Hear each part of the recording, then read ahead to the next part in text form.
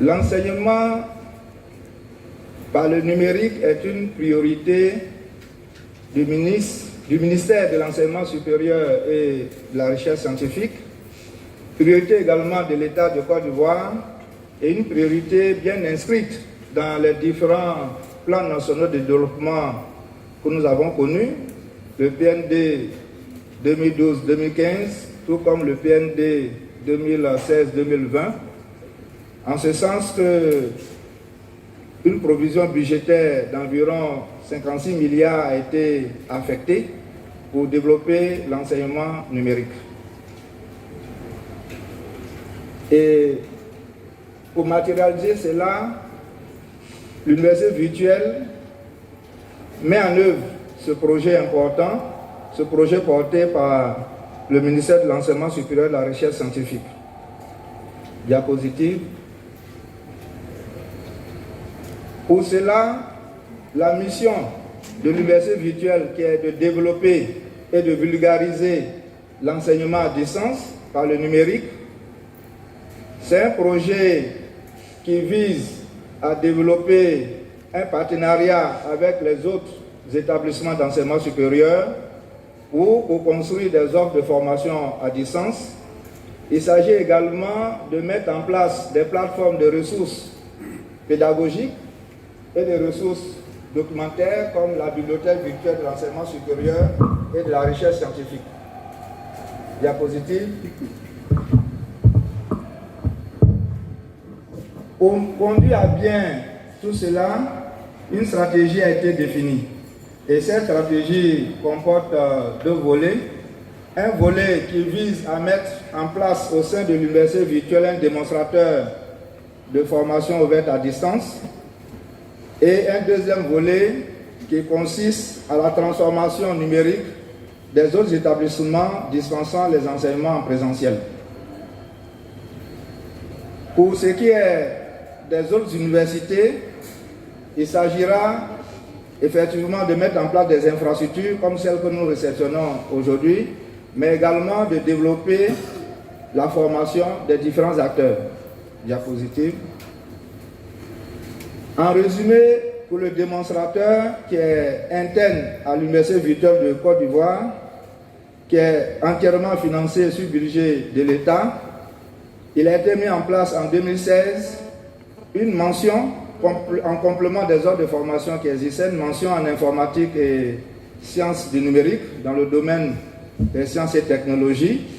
Et cette mention nous donne aujourd'hui 7 parcours de licence, 4 parcours en master et également environ 10 000 étudiants.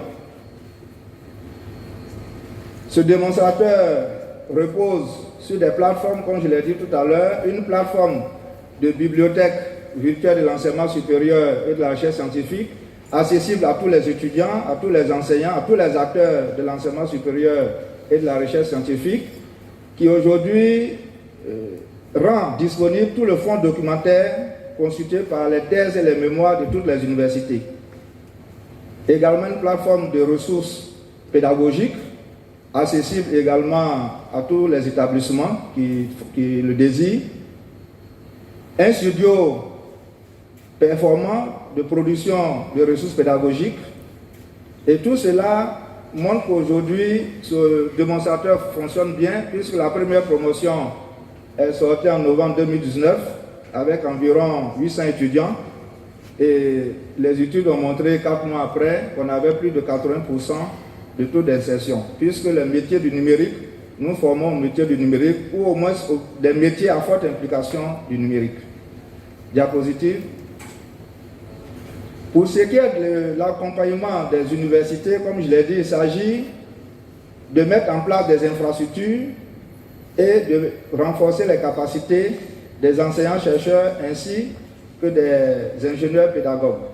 Donc dans ce cadre-là, nous sommes accompagnés par l'AUF, qui a été salué tout à l'heure, et cet accompagnement nous a permis de former plusieurs équipes venant des différentes universités et grandes écoles publiques à la production, n'est-ce pas, à avoir une expertise en production de ressources pédagogiques, couramment appelées MOOC, également à la formation des acteurs qui vont accompagner ces différents enseignants, à savoir les technopédagogues, les ingénieurs pédagogues, dans le processus de production de ces ressources. Donc, un bon vivier aujourd'hui est disponible au sein des autres universités pour prendre en main la question de cette transformation. À côté du renforcement des capacités, il est également question de mettre des infrastructures numériques en place, notamment les studios d'enregistrement. Et l'université Fils-Houphouët-Boigny, où nous sommes, a inauguré son premier studio d'enregistrement, c'était en juillet 2017. Et aujourd'hui, nous sommes à une étape de réception des espaces numériques. Diapositive. Donc, ce qui est d'actualité, je pense que c'est les espaces numériques. Comme ça a été rappelé, le projet a permis de mettre en place 16 espaces numériques dans nos universités et nous avons identifié nos différentes bibliothèques qui, par défaut, sont des espaces naturels de travail de nos étudiants.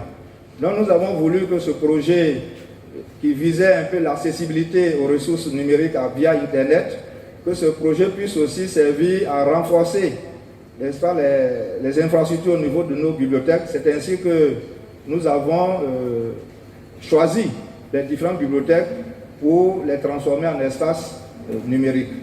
Et ces espaces-là ont coûté, ces 16 espaces ont coûté 1,180 milliard de francs à peu près. C'est un investissement important. Et au sein de ces espaces, je pense qu'on va inaugurer celui qui est là tout à l'heure. Ces espaces contiennent au moins une trentaine d'ordinateurs, de postes de travail pour ceux qui viennent, mais également un routeur Wi-Fi où l'étudiant peut venir au CS, son propre device, son propre moyen d'accès, mais la salle en interne prévoit une trentaine d'ordinateurs, également des imprimantes pour ceux qui veulent imprimer les documents, un système complet de projection, de visioprojecteur, et plus important, un serveur de contenu. C'est-à-dire nous avons voulu que les bibliothèques, ces espaces qui sont dans les bibliothèques soient autonomes. Donc les ressources comme les mémoires et les thèses des différentes universités seront accessibles localement pour réduire déjà les soucis de connectivité. Et également, en plus de ces équipements, il est prévu de mettre des systèmes de visioconférence dans ces espaces, puisque ces espaces numériques pourront, vu la nouvelle donne, permettre de participer à des conférences à distance, etc. Diapositive. Enfin, pour pouvoir gérer tout cela et par anticipation, l'université virtuelle a mis en place une plateforme web pour la gestion de ces différents espaces numériques, une plateforme opérationnelle accessible à l'adresse qui apparaît, espace numérique uvci.edu.ci, de telle sorte que tout cela puisse profiter, que ce soit la réservation au sein de ces espaces, le monitoring des différents usages, etc. Cette plateforme est appelée à contribuer à la gestion de ces espaces, où il faut dire, dans les bibliothèques, du personnel dédié existe déjà, qui a été également formé pour encadrer tout cela. Voici, Monsieur le ministre, excellent Monsieur l'ambassadeur, brièvement ce que je voulais présenter sur les espaces numériques et l'apport du CDD justement au développement du numérique éducatif. Je vous remercie.